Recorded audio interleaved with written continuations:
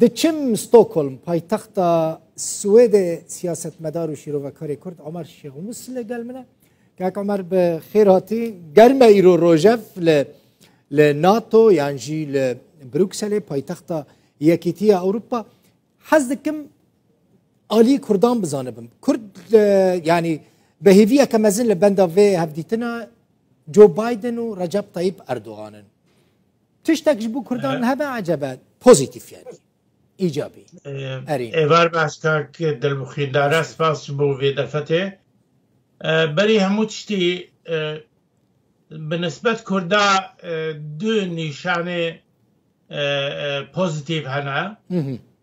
في جوينه دا يك جي كو سروك بايدن دعوة كير كو ديفيد براونشتاين جي جري برپرسیاری کار سوریا دکوشکا سپیدا به جنیو جبوگو دیتنو بیرورای بویزا بریگو دگل اردوغان دا بجگا اویا گاوه کی پر پوزیتیوه یاد دیا اوا کو بریگو جوینا اردوغان و بایدن ببا هون دزانن دمها نیسانه دا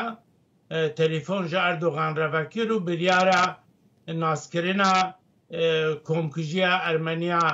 وقت جنوساید لقلم دا ابایا بخودا گابا کی دنی پوزیتیوه بنسبت کردان یاسسیا مثلا دموکراسی و پاراستنا مافی مروان ده ایجندا سیاستا دروی سروک بایدن دا زیادتر و به قازانجا کردان تمام ببه یادن چند آلیادا برپرسیارین وزن امریکی گفتگو دانه و گوتنه که مسئله خوابکشاندن یعنی دبردان جهیز کردی لباکور روجاوای سوريا روجلات سوريا نه خالكي بحث كرينيا كو او آماده بن تو داخوازي تركيا دوي برسيدا قبول بك اها يعني دبكم مثلا تشيا كاك عمر احتمال آليك جي آليك دنرا لسرهنك مثلا تنازلات بك بتایبەتی مثلا روجاوا يعني تزاني قالك دافرين سوريا شخوات دروجي دن بوتين و بايدن دجفن لب تایبەتی لباكوري روجلات سوريا يعني احتمال تركيا هناك تنازلات عن امريكا را بك برانبري مثلا اس 400 بله چند مسئله که گمری گرک لبر چاوا بگیره هلوستا اردوغان نوها همبری سروک بایدن گلکی لاواستر و ضعیفتره جدما گو دانستاندن دگل ترامپ تا دکر روشا عبوری ترکیه گلکی خرابه دو لگلک جیان سیاست آوان بسر نکد نه لیبیا نه دریا روشالات نه دی ناکوکیه لسر پرسا غازو نفته دریا سپیدا و ایرو بلاف کرم براستی گو وگره لدو غازه لدریا ناوراز دا بسکین نجالی ترکیه دا اف بخوان نشانه که کو ترکیه آماده هنک جهنک تشتاده بیت خواره و قبول بکه مسئله اس 400 گلکی گرنگتره جرولا امریکا لسوریا یان پشتگیریا گوش کردارا دیگه لدوزی داعشه یان کرتا دنی بهز یا اردوغان مثلا افغانستانه چونکه انوها امریکا خب دکشینه جا افغانستانه ترکیه آماده کو بمینه و فروکه خانه کابوله بپارێزە گو ئەڤایەژی گەلە گرنگکە ji bo gelek sefaretxanê biyanî گۆ li Efxanistanê kar dikin bi wan xweş e got Tirkiye lê ev kartaya ne Qasî bêhêza گۆ کار بە تاسیر لێیا بکە گۆ ئەمریکا پشتگیریا خوا ji bo hêzê Kurdî da li Sûriya bisekirîna. Kak Emer ev dîmenên merê dîmenên dibînî dîmenên civîna Biden û Erdoğan'ın civînê de ne hîn civîn tamam nebûye yani bêguman ihtimaleke mezin e ku Erdoğan rasterast ji Biden daxwaz bike ev civînên Kak Emer tenê xwest bibînin ev civîna di navbera Erdoğan û Biden de ye fotona tenê wênetên sûretên piştre wê vîdeo bigihên me lê dibe ku yani ihtimaleke mezin heye Erdoğan daxwaza wê yekê bike ku Amerîka edî piştgiriya hêzên Hesedê û rêveberiya Kurdî neke li Sûriyê Amerîka ihtimala razî bibe yani cî stratejiyeke demdirêj ya Amerîka li wê deverê heye. Ez bi xwe nelwê baweriyê dema ku bikarîna karta S-400 hemberî vekşana hêzên Emerîkî ji Sûriya serkeve ji alî Erdoğan be. Ewaya zêdetir bi stratejiya Emerîka û NATO li cîhanê heye di ser mesela siyaseta berevaniya hêzên NATO di hemû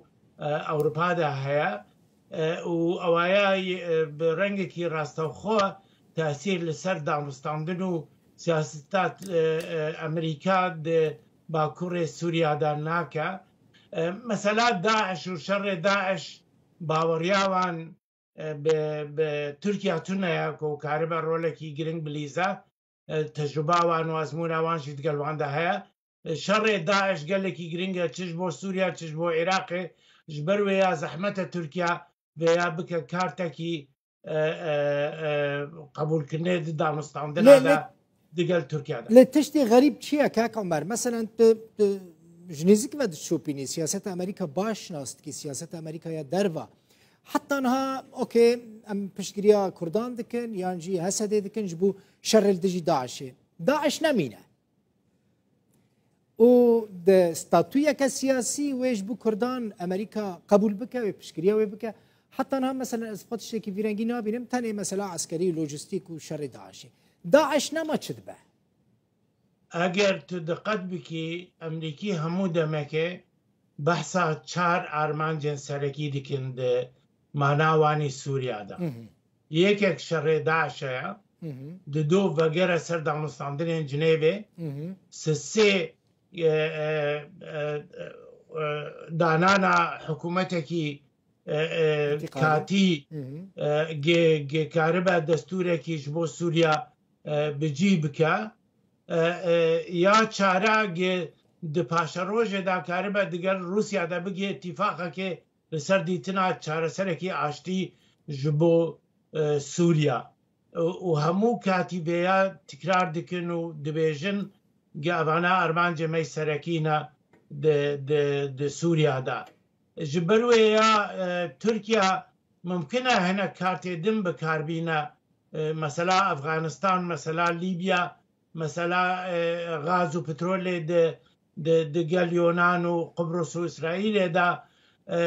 piştgiriya hêzên İslamî dinyayê de li ser vekşandin û jêberdana hêzên Kurdî li Rojava gelekî zehmet e ji ber got yekek ji stûnên siyaseta wan li Sûriya de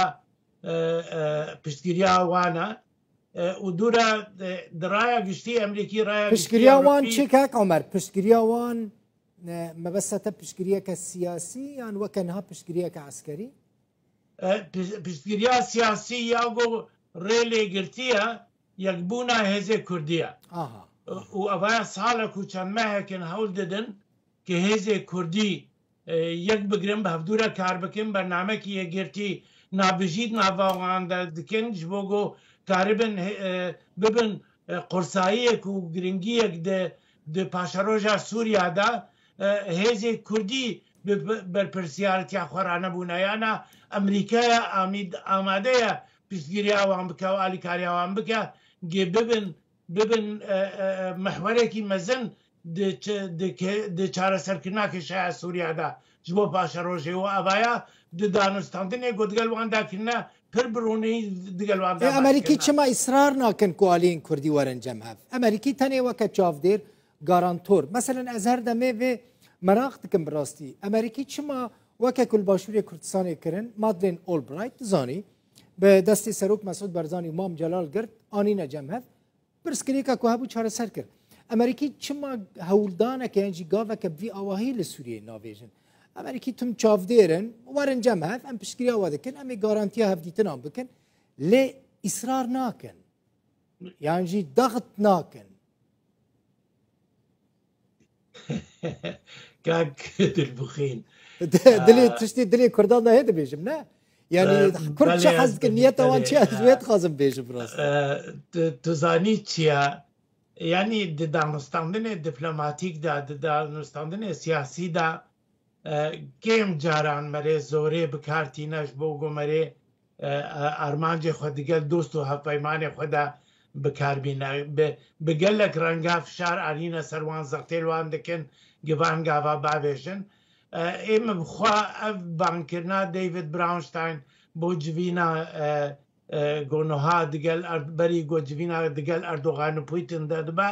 ez bi aliyekî baş tê de dibînim manavê ehemiyeteke taybetî didêne ye ji ber wê ya jî nedûre paş got ew analîsa David Brownstein bibihîzin û wefda Amerîkî goberê çûbû Rojava bibihîzin nedûre gavên din bavêjin ji bo ku